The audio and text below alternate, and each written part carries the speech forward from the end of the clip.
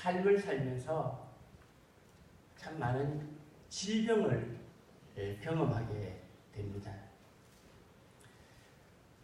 때로는 쉽게 치료할 수 있는 그런 질병이 있는가 하면 또 어떤 병은 치료가 쉽게 되지 않는 그런 질병이 있기도 합니다. 아니 어떤 때는 우리 사람들의 생명을 위협하는 앗아가는 그런 무서운 질병들을 우리가 경험하기도 합니다.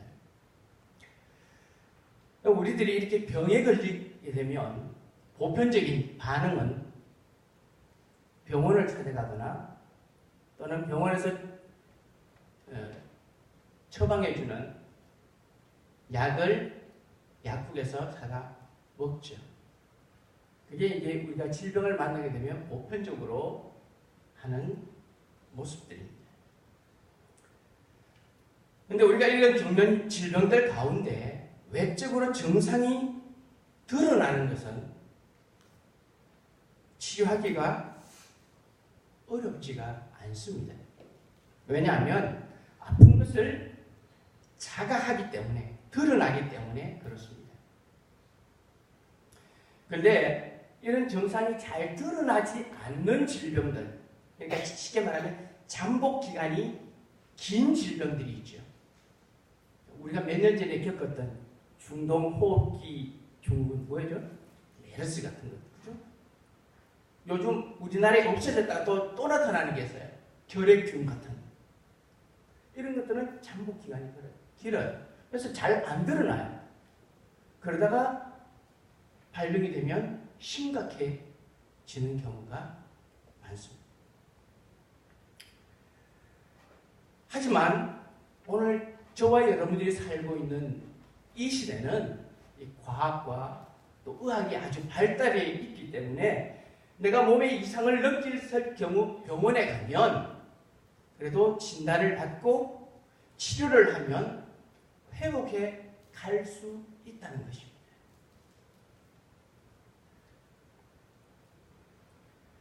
그런데 요즘은 이런 육적인 질병보다도 더 심각해지는 질병들이 있어요. 바로 정신적인 질병입니다. 오늘날 우리는 과학 문명 속에서 굉장히 풍요로운 시대를 살고 있습니다. 그런데 사람들은 점점점 더 정신적인 질병에 큰 고통을 받아가고 있다는 사실입니다. 그래서 요즘은 어떤 범죄가 일어나면 경찰들이 범죄자를 잡으면 제일 먼저 뭐부터 하는 줄 아세요? 이 사람이 정신적인 어떤 병력이 있나 없나 그거부터 살펴보는 시대가 되어버렸습니다. 요즘 현대인들이 크게 앓고 있는 병 중에 하나가 아마 어쩌면 저나 여러분들이 그 속에 범주에 있을지도 몰라요. 그게 뭐냐면 감정 조절 장애. 뭔 줄 아시죠? 내가 내 성질을 마음대로 못하는 거예요. 인내심을 잃어버렸다는 거예요. 그래서 요즘 흔히 뉴스를 보다 보면 자주 나타나는 묻지마 폭행, 묻지마 범죄 이런 거예요. 범죄 상황을 만드는 감정 조절이 안 되는 거예요. 심각해졌어요. 현대인이. 예전엔 참 우리 잘 참았잖아요. 근데 요즘은 잘 안 된대요. 그래서 이걸 못하다 보니까 나도 모르는 지나가는 사람 때리기도 하고 죽이기도 하고 하는 일들이 드러나는 거죠. 이런 정신적인 질병, 이 눈에 보이지 않는 질병들이에요. 그러다 보니까 쉽게 고치지를 못해요. 그러나 이런 정신적인 질병도 질병이 그 정신적인 원인이 무엇인지를 판단하고 잘 심리치료를 받거나 또 자연 속에 들어가서 자신의 마음을 안정시키고 하다 보면 이것도 서서히 괜찮아진다는 겁니다. 아주 고질적인 못 고치는 그런 병은 아니라는 것이죠. 근데 이 육적인 질병, 정신적인 질병보다 더 심각한 병이 있어요. 그게 바로 영적 질병이라는 겁니다. 그런데 대부분의 사람들은 이 영적 질병에 대해서는 무지합니다. 왜 그럴까요?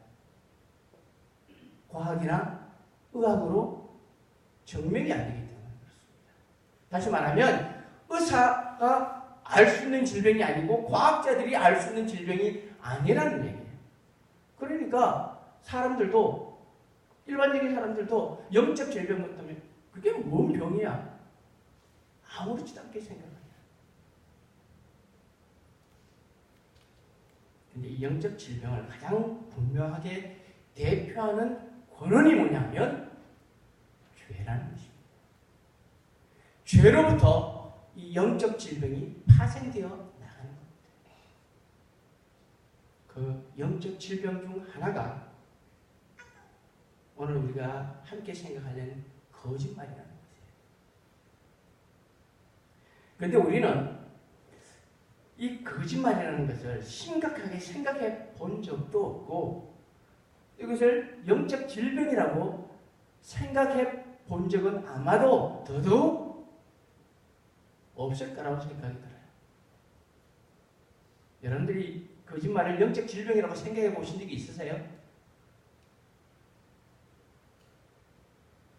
우리가 죄라고 생각은 할 수 있을 거예요. 그런데 이게 영적인 질병이라는 데까지 우리가 생각해 보지는 못했을 거예요. 예수 믿는 사람조차도.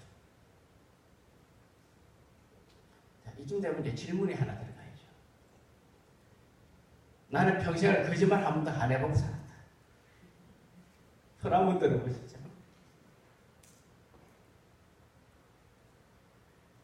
아마 사람치고 평생을 살면서 거짓말 한 번도 안 하고 살은 사람 아마 없을 거예요.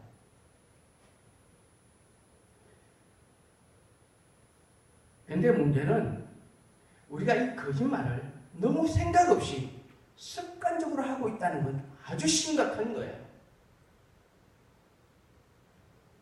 사실 지금 여러분 앞에 설교를 하고 있지만 제 자신도 알게 모르게 이렇게 거짓말 자주 해요.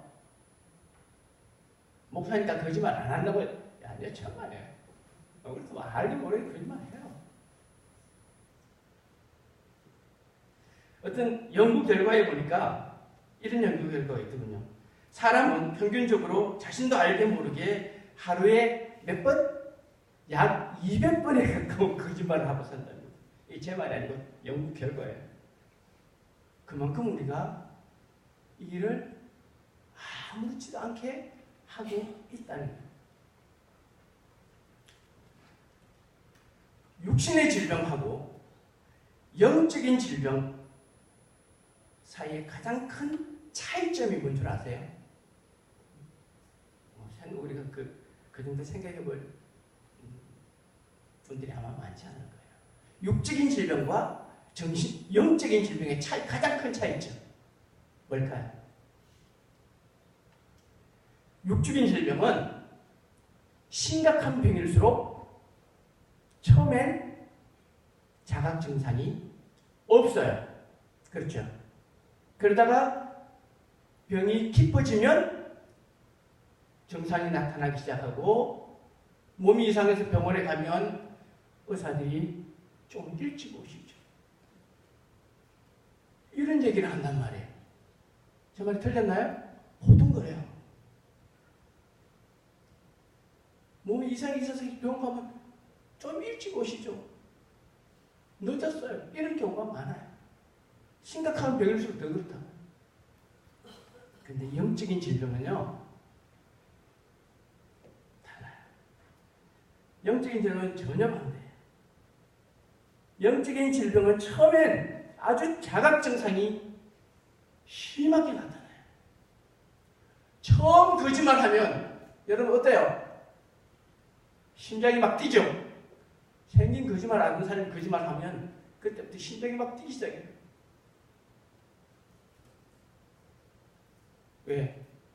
우리 속에 있는 양심이 너 지금 거짓말하고 있어 잘못했어 막 찌르거든. 그러니까 막 심장이 뛰는 거예요.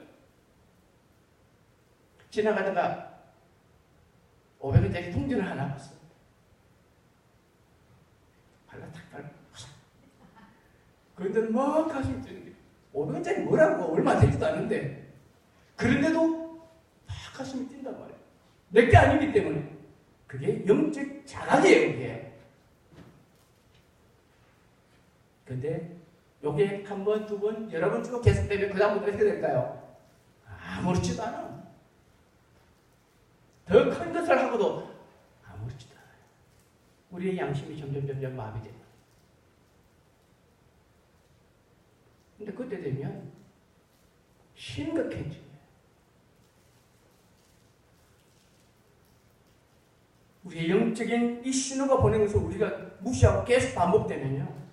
결국 우리 자신을 죽음의 구렁텅이로 몰고 간다는 사실을 우리가 알아야 한다는 거예요. 성도님들, 우리 예수 믿는 사람들은요. 이 일을 웃고 넘어갈 일이 아니에요. 심각하게 생각해야 돼요. 거짓말이라는 것을요. 조금만 생각해 보면 사실 우리 삶 속에서 참 많이 일어나는데 우리가 그냥 생각 없이 하는 거짓말도 많아요. 요즘은 다 휴대폰 가지고 있으니까 뭐 전화 오면 누가 전화했는가 보고 전화 받을 사람 받고 안 받을 사람 안 받죠. 근데 예전에 우리 집 전화 있을 때 누가 전화 왔어. 아이들이 받았어요. 야, 엄마 계시니? 아빠 계시니? 좀 바꿔줘. 아니다 싶으면 야, 엄마 없다 그래. 아빠 없다 그래. 그래, 우리 그런 경험 다 했죠. 웃는 분들 다 그런 경험 있는 분들이에요. 다 그랬어요. 그러니까 심각한 거짓말 아니에요. 그냥. 아닌데 삶 속에서 거짓 일어나는 일 중에 하나예요. 식당 가보세요. 음식 주문이 잘 안 나와. 빨리 안 나와. 음식 안 주세요. 예, 갑니다. 안 와. 아직도 한참 있다 와요. 거의 다 일종이 다 그런데 일종의 거짓말이에요. 그뿐만이 아니에요. 거짓말 중에는요. 남을 유익하게 하기 위해서 하는 거짓말도 있어요.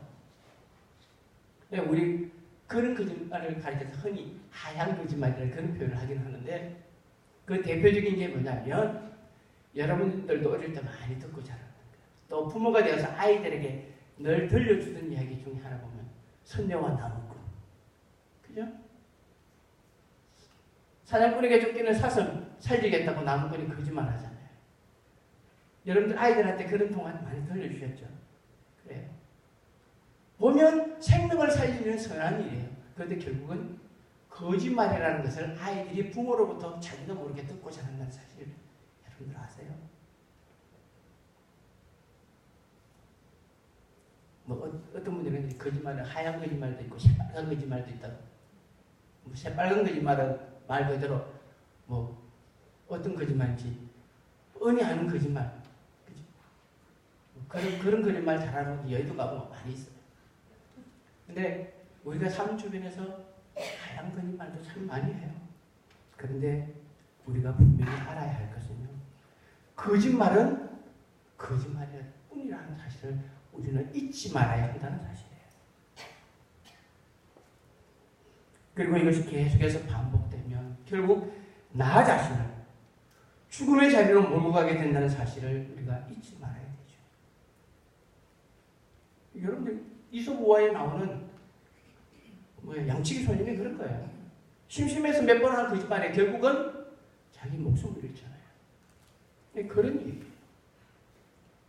우리는 거짓말이라는 것을 쉽게 생각하지만 농담 삼아 하지만 그게 결국은 자기 자신을 어렵게 만드는 결과를 초래한다는 사실을 기억해야 한다는 거예요. 오늘 우리가 읽은 본문의 말씀은요.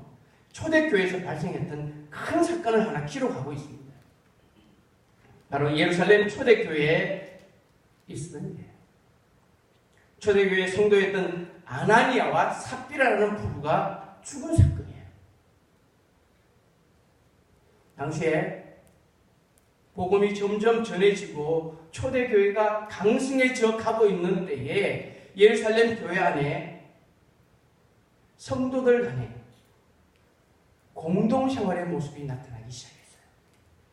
그래서 있는 사람은 자기 것을 팔아서 또 없는 사람은 그것을 가져다 쓰고 유무상통하는 그런 모습들이 초대교회 안에 나타나기 시작했던 거예요.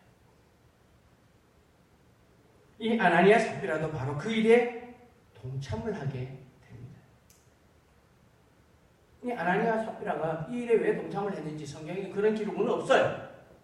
뭐 다른 성도들에게 인정을 받고 싶었던 건지 아니면 우리가 사장 앞에 바로 앞절에 보면 이 바나바라는 사람이 자기 재산을 팔아서 사람들 발 앞에 놓고 그것을 함께 나누는 모습에 자극을 받았는지 어떤지는 모르겠지만 어쨌든 이 아나니아 삽비라도 좋은 목적으로 자발적으로 그 일에 동참을 하게 됩니다. 근데 문제는 그 다음에 일어났어요. 자신들의 소유의 밭을 팔았습니다. 근데 생각한데 아마도 그 밭을 판 돈이 꽤 많이 나왔던 것 같아요. 뭐 땅이 많았던 것인지 아니면 흔히 우리 하는 말로 강남 같은 좋은 자리 땅인지 모르겠지만 어쨌든 땅값을 많이 받았던 것 같아요. 그래서 땅값을 받고 보니 이걸 다 교회에 내려니 뭐가 되나? 아깝다는 생각이 드는 거죠. 그래서 얼마를 감추고 그리고 얼마를 베드로 앞에 가져와 내어놓습니다.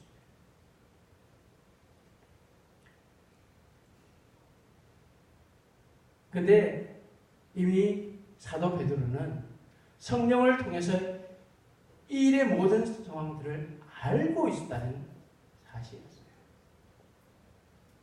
그래서 아나니아에게 땅 판 값이 이게 다냐 묻죠.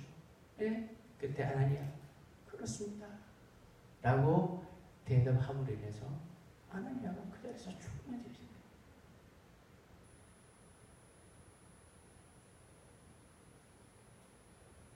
그리고 얼마 뒤에 또 그 안에 삽비라가 들어오죠. 남편에게 일어난 일도 모른 채 들어왔는데 베드로가 또 물어요. 아니 남편도 죽은데 그냥 넘어가면 모른 척하면 넘어가면 될 때 굳이 또 물어요. 땅 판값 이게 다냐? 근데 삽비라도 예라고 대답해. 그러니까 그 자리에서 죽어요. 그래서 이 소문이 교회에 쫙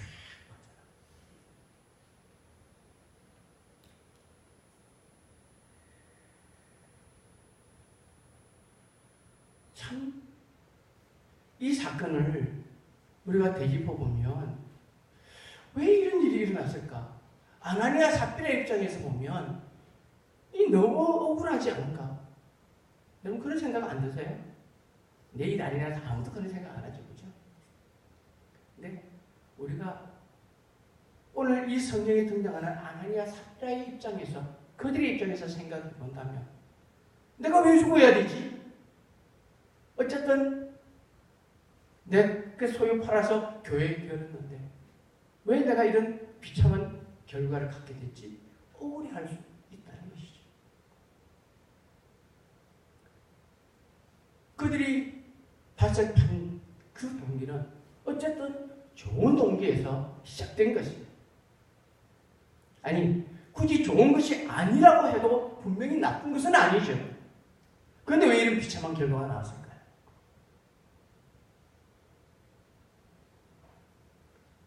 오늘 우리는 성경을 조금 찬찬히 들여다볼 필요가 있어요. 초대교회에 나타나기 시작한 유무상통. 있는 자는 가져오고 없는 자는 있는 자에 가서 서로 나누어서는 그 유무상통이라는 그 상황. 그런데 그 일에 대해서 어느 누구도 아나니아와 삽비라에게 내 가지고 있는 밭을 팔라고 이야기한 사람도 없고 강제시킨 사람도 아무도 없었다는 얘기입니다. 다시 말하면 그 모든 것의 생각은 그들 부부의 생각이었고 결정이었다는 겁니다. 그리고 그들은 그 땅을 판 값을 가져와 베드로의 발 앞에 놓습니다. 그런데 그 다음이 문제죠. 그것이 전부인 양 그렇게 했다는 것입니다. 이 행위는요, 사도들을 속이는 것이 아니라 하나님을 속이는 결과를 가져오는 사실이라는 것을 그들이 몰랐던 것입니다. 오늘 본문에도 베드로가 그렇게 말하죠. 내가 성령을 속였다. 3절 말씀에 보면 내가 사탄이 내 마음에 가득하여 내가 성령을 속였다. 돈을 얼마 떼놓고 가져왔다는 그게 문제가 아니었어요. 베드로가 말하는 거예요. 땅 팔기 전에 그 땅은 네 거 아니면 팔고 난 뒤에 돈은 네 돈이 아니냐 그 말이에요. 아무도 네게 강요한 적 없고 내게 이야기한 적이 없는데 네 스스로 아닌데 왜 자신 스스로를 속이느냐는 거죠. 근데 그것이 자신만을 속이는 게 아니라 영적 지도자를 속였고 더 나아가서 하나님을 속이는 행위가 되고 말았다는 것입니다. 그것까지 생각을 못했다는 것이죠. 만약에 아나니아 삽비라가 땅을 파고 난 뒤에 받은 돈이 이건 다 드리기에 너무 아깝다. 아니 어쩌면 우리가 살아야 될 걱정도 있어서 조금 남겨놓았습니다 라고 말했다면 전혀 결과가 달라졌을 거라는 거죠. 자기를 기만하고 영적 지도자를 속이고 하나님을 속이는 그 자체에 문제가 있었다는 거죠. 우리 믿는 사람들에게 있어서 이 거짓이라는 건요, 단순히 인간을 기만하고 속이는 일에 그치는 것이 아니라 하나님의 영을 속이는 일이라는 사실을 우리는 알아야 한다는 것입니다. 이런 거짓말로 인해서 거룩해야 할 하나님의 사람들이 불의와 거짓에 물들어가는 것을 하나님께서는 결코 용납하지 않으신다는 사실을 우리가 잊지 말아야 한다는 겁니다. 그럼에도 불구하고 우리는 왜 자꾸 우리 삶 속에서 거짓말을 하게 되는 걸까요? 여러분, 남을 속이는 기만, 거짓말은 인간의 탐욕에서부터 출발한다는 사실을 우리는 알아야 합니다.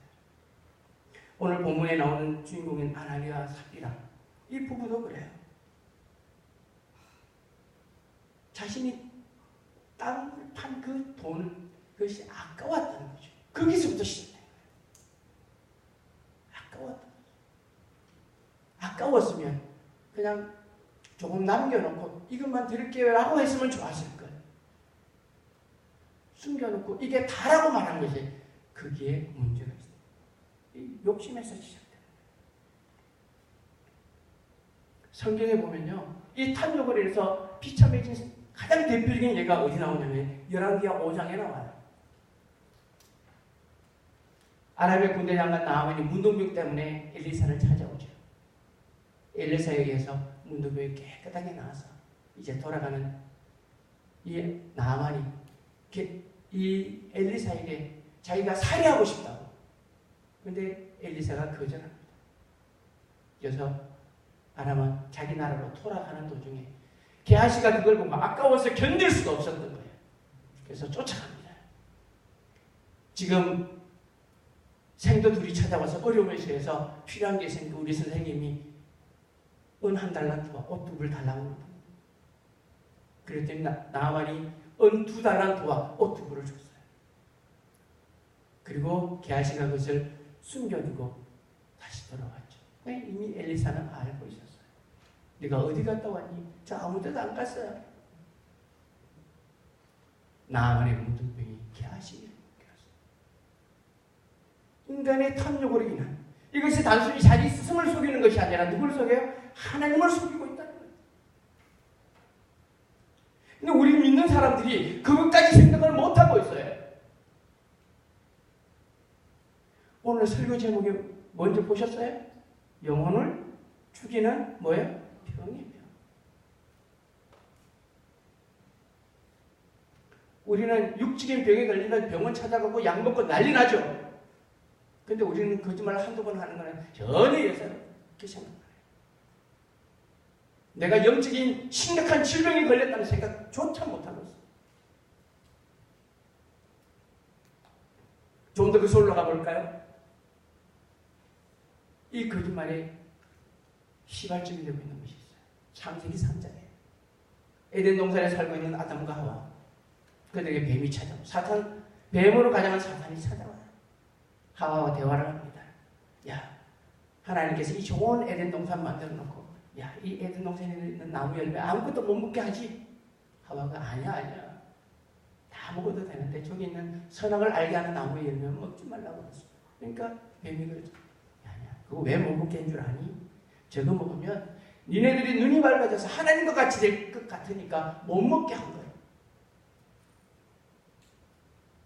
아담과 하와는 하루에도 수십 분씩 그 선악을 알게 하는 나무 열매를 보고 지냈어요. 그런데 뱀이 유혹을 하고 난 이후에 니네 눈이 밝아져서 하나님과 같이 된다는 그 소리 이후에 그 다음부터 그 열매 쳐다보니까 어떻다고요? 먹음직하고 탐스럽게 하고 지혜롭게 할 만큼 그런 보이는 열매가 되어버리고 뭐가 생겼어요? 하나님께처럼 되고 싶은 탐욕이 욕심이 생긴 거예요. 사단의 기만과 거짓말에 속아는 거예요. 결국 인간은 죽음의 구름텅이 속에 빠지게 돼요.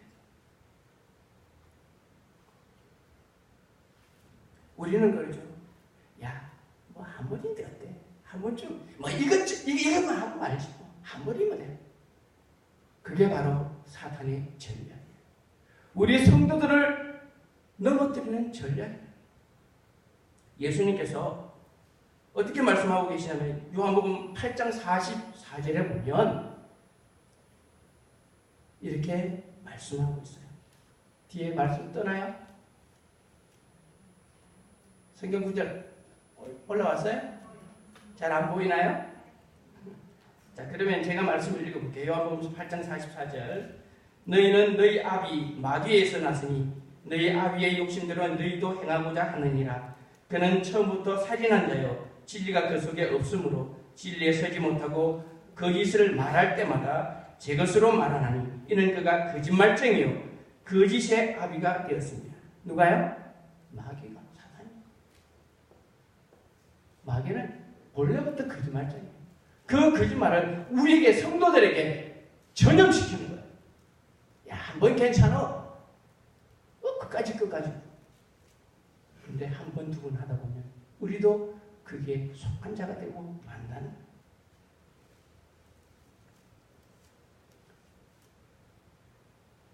자신의 유익을 위해서 하는 거짓말, 그게 오히려 우리의 영혼을 서서히 갉아먹는 그는 치명적인 죽음의 병이라는 사실을 우리가 알아야 한다는 것입니다.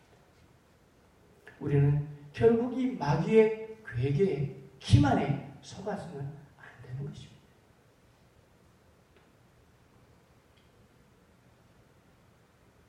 이 거짓말의 결과가 어떨까요? 성경에 보면 우리가 잘 아는 족장 야곱, 여러분들 아시죠? 에스가 아버지로부터 받을 축복을 야곱이 눈먼 아버지를 속여서 축복을 가로챕니다. 근데 하나님께서는 이미 큰 자가 작은 자를 섬길 것이라고 예언까지 하셨어요. 어쩌면 때가 되면 하나님의 뜻대로 이루어졌을 텐데 어쩌면 이 야곱도 조급했는지도 몰라요. 눈먼 아버지를 속여서 자신이 축복을 가르쳐줘. 그럼 그 결과가 어떻게 됐어요? 축복은 받았지만 타국으로 도망다니는 20년의 삶을 살았어요. 그것으로 끝나면 얼마나 좋겠어요? 자신도 나중에 가나안으로 돌아와서 나이 많아서 자신의 자식들에게 그대로 속아요. 요셉이 짐승들에게 죽었다고 피 묻은 찢어진 옷을 들고 와서 아버지들이 속였어요. 야곱도 10여 년이 넘는 그런 고통 속에서 요셉을 그리워하는 삶을 살았어요. 여러분, 심은 대로 거둔다는 것, 그게 진리예요. 그 성경의 진리예요. 자연의 이치예요. 우리가 하는 대로 우리가 거둔다는 거예요. 그런데 성경은 그것보다 우리에게 더 심각하게 경고하고 있는 게 있어요. 계시록 21장 8절 말씀을 한번 더 볼게요. 이 뒤에 안 보이나요? 글자가? 잘 안 보이나요? 제가 읽겠습니다. 그러나 두려워하는 자들과 믿지 아니하는 자들과 흉악한 자들과 살인자들과 음행하는 자들과 점술가들과 우상 숭배자들과 거짓말하는 모든 자들은 불과 유황으로 타는 못에 던져지리니 이것이 둘째 사망이라. 여러분, 불과 유황에 던져지는 8가지 대표적인 것이 지금 기록이 되어 있어요. 그 중에 뭐가 들어가 있어요? 거짓말이 들어가 있다. 거짓말. 우리는 쉽게 생각하는 그 거짓말이 불과 유황에 들어가는 대표적인 죄질에 들어가고 있다는 사실.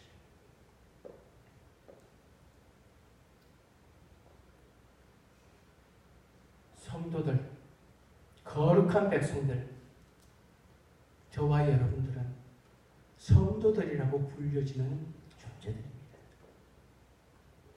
하나님께서 우리를 구별하셨고 구별한 우리들에게 내가 거룩하니 너희도 거룩하라고, 거룩한 삶을 살아라고 우리에게 부탁하셨어요. 그런 우리가 우리의 영혼을 죽음으로 몰아가는 이 거짓말에 대해서 심각하게 생각하며 살아야 한다는 것입니다.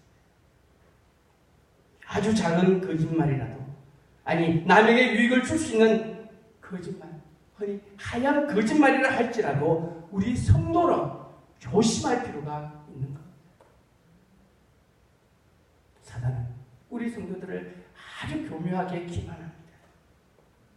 때문에 우리는 진리안에서 이 사탄의 기만에 속지 않고 거룩하게 성결하게 우리의 마음과 입술을 지키며 살아야 하는 것입니다. 오늘 우리가 살아가는 세상은 정말 말 그대로 거짓이 판치는 세상이에요.